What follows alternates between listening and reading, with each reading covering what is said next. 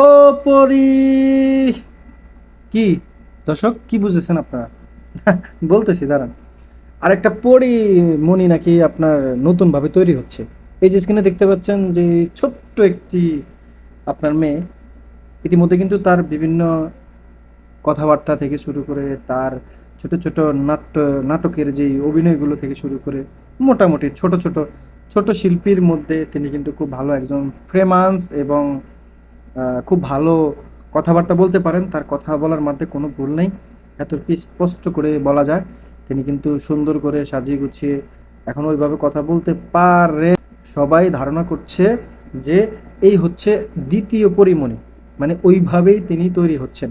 দর্শক আপনারা ইতিমধ্যে দেখেছেন যে তার কথাবার্তাগুলো।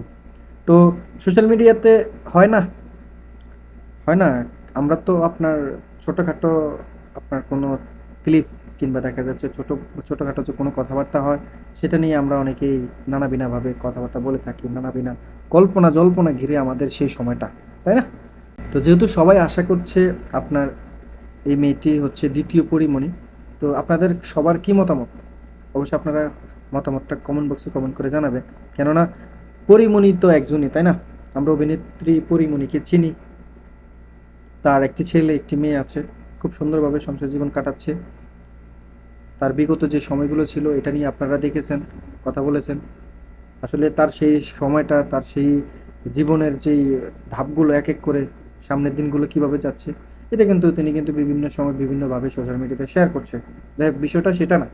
বিষয়টা হচ্ছে এটা যে আমাদের পরিমণি টু হবে, মানে আমাদের পরিমণি টু হবে সোশ্যাল মিডিয়াতে, সেটাই কিন্তু পোস্ট করা হচ্ছে, সেভাবেই কিন্তু কথাবার্তা বলা হচ্ছে।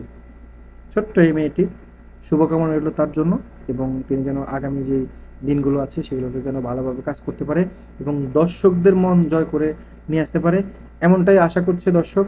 যেন আপনার পরিমণি যেভাবে অভিনয় করেছেন বিভিন্ন ছবি, বিভিন্ন মানে জায়গা থেকে তার যেই জনপ্রিয়তা অর্জন হয়েছে, সেই জায়গা থেকে মনে করেন আপনার এই এই যে দ্বিতীয় যে পরিমণি, সেও কিন্তু আপনার মনে করেন হয়তো একদিন সেইভাবে গড়ে উঠবে, দর্শকদেরকে ভালোবাসবে, দর্শকদের সাপোর্ট আশা করবে।